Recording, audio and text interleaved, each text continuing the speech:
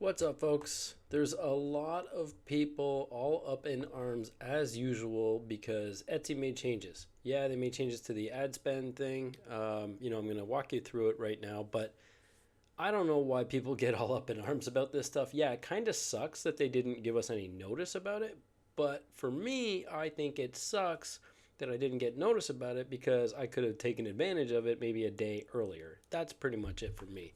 As far as it goes here and what the details are I'm going to test this out on a shop that first, for context, that has been on autopilot here, and I'm not really going to edit this video, so I'm just wanting to get it out there for you. But it's Thursday the 14th right now. It's been live for 2 days, I think, and I just started seeing some stuff popping up in some Facebook groups about people that are disgruntled. Not rushing through any of this, but just to show you what we have here now is ad strategy. So previously to this, there were ad strategy, kind of like a survey they had. It was a questionnaire that would pop up that you could tell them what your strategy was or what your intended strategy would be. And I think for the last, I think it was like a year and a half, they've had that there. I think they were kind of gathering just ideas on based on like what the average Etsy seller wanted, right? So there's a couple of different strategy options, and just to see what options they could potentially enable. And I actually made a video about this. I think it was about a year and a half ago, literally saying that expect them to implement this. I almost forgot about it because it's been a long time, but in this case, they've finally actually implemented it, and I'm stoked about this to try it out. So currently, my budget on this kind of shop that's I've just kind of let go is at 150 a day, and if it is lower than 25 a day, you will not see this here. So I can show you. If I go to 24, update budget, got it. Now we've got this locked, right? So your Etsy balance orders with return, so it's on a default here. To choose this, your ad strategy, you now need a budget of at least 25. So I can go right back, so I can explore the settings here, but it won't let me do anything, right? Unless I increase my budget. So we'll increase potential. We'll increase potential for orders and revenue, and we'll aim to reduce costs and increase return on investment. So it's not as simple as what you see here. I'm just going to click no thanks here. I'm going to go back to my 150 that has been working for me because it's a relatively small store, so I don't need to spend much more than that anyway, and I'm only advertising my best sellers, which has been a strategy that has worked for me even prior to them removing the cost per click. At one point we were able to actually use specific keywords per listing and set a cost per click. So when they took that away, that's when I got upset because you have zero control. But now we have a little bit more, I think. So I'm just going to update the budget here. Got it. Now I can manage my strategy. So I'm just going to come in here, and by default it's on balance your orders with return. So ultimately this is saying that will balance orders, revenue, and ad spend for a steady return on investment. So they're trying to optimize their bidding to balance orders, revenue, and return by target relevant buyers while managing costs. And ultimately, right down here is what you need to know, at least according to Etsy, is that it'd be good for consistent, potentially steady growth, a little more efficient spending, and a steady return on your investment. So slow growth kind of thing, right? Makes sense. You've got balanced return on your investment versus orders. What this isn't doing, and why some tools out there like the Profit Trees of the world or whatever that can allow you to measure your tacos, so your total average cost also of the goods, right, is what is not taking into account here for us POD sellers. So typically our return isn't going to be as good as it looks on paper because we've also got other costs behind the scenes like the printing and shipping, the fulfillment costs that come with POD, right? The other option here is to the right, and it says we'll aim to reduce costs, so increase your return, and to reduce costs and increase your return on investment. You would think that this would be how you would want to scale your business anyway, but because ultimately you want increased orders with not increasing the ad spend, right? So steady growth is ultimately increasing your orders, but also relative to the ad budget that you're increasing, right? So overall, you are making a little bit more profit, but you're also, your costs have increased as well. Where increasing your return is ultimately, scaling, where your orders increase, but your costs ultimately only increase at an incremental amount, not equal to the ratio of, the orders. So ideally, you want to minimize the increase in ad spend and increase the orders, right? That's literally what the scaling would be, right? This would say lowering costs, slower growth, and less competitive spaces. So it's not exactly, what I would consider to be scaling properly either. So you've got a higher return on investment, ideally, a lower, set of orders. You could argue that this is potentially going to be the best option overall, because ideally it's going to be the best bang for buck, right? We're maximizing the return here. It says we'll aim to reduce costs and increase return on investment, but ads attributed orders and revenue may decrease. So that means to me, exactly what it says. They're going to be a little more conservative. This could be great, but reduced visibility to me just maybe means that they're going to target the right people. So I'm hopeful for this one, but we also have a third option here, which is, lower return and increased orders. And ultimately, we'll increase potential for orders and revenue here at a higher cost per order. So they're just going to be a little more generic. It says great for jump starting orders, which I think there's a good case for that now, because, the whole point of Etsy ads when you're brand new is to gather data, not to make sales, right? So it's to get feedback and actual data that what is working and what you can improve on before you optimize those listings based on that data, and then ideally, hopefully, make a better listing or tweak that listing so you can get more sales.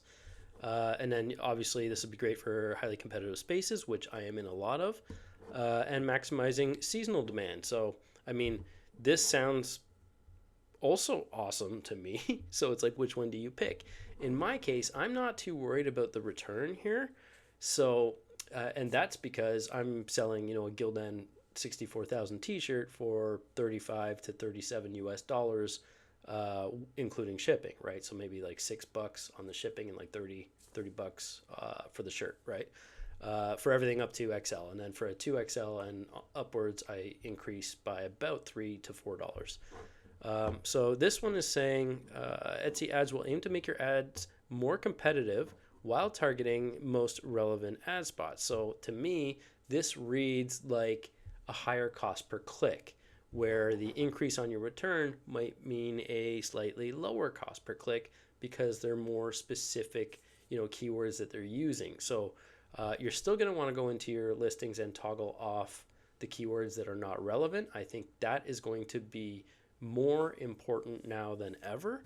But also, increase your orders to me just, again, screams great for high competitive markets, big niches that I'm in, but also logically thinking each order may come at a higher cost because the cost per click is going to be higher. So this is what I'm going to do. I've got it at my $150 a day here for my budget. I'm going to save strategy here. It says got it.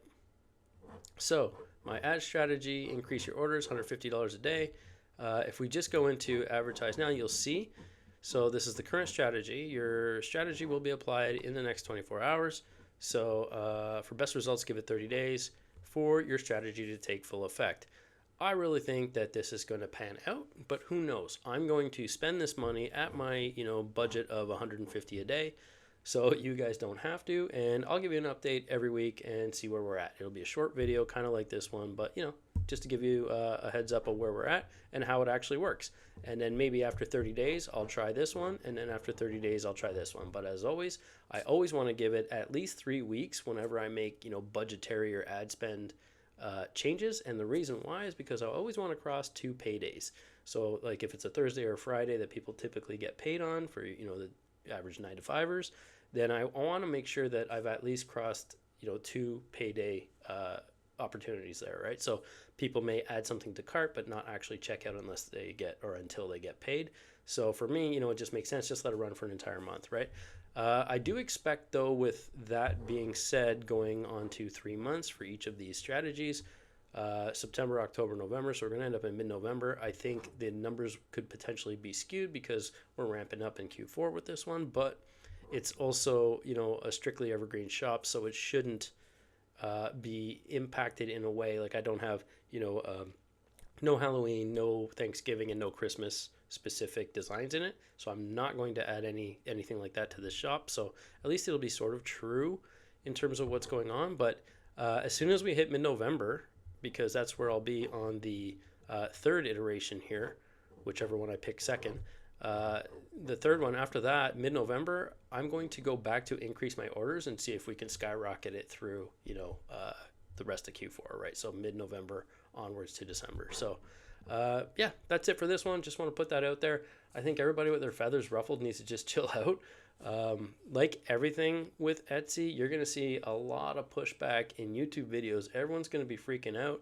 Everyone in the Facebook groups are going to be freaking out. And you know why? Because they do it all the time whenever there's something there. And, people really love to get clicks on their posts, clicks on their videos. So, preying on a little bit of fear sometimes in terms of clickbait stuff is normal.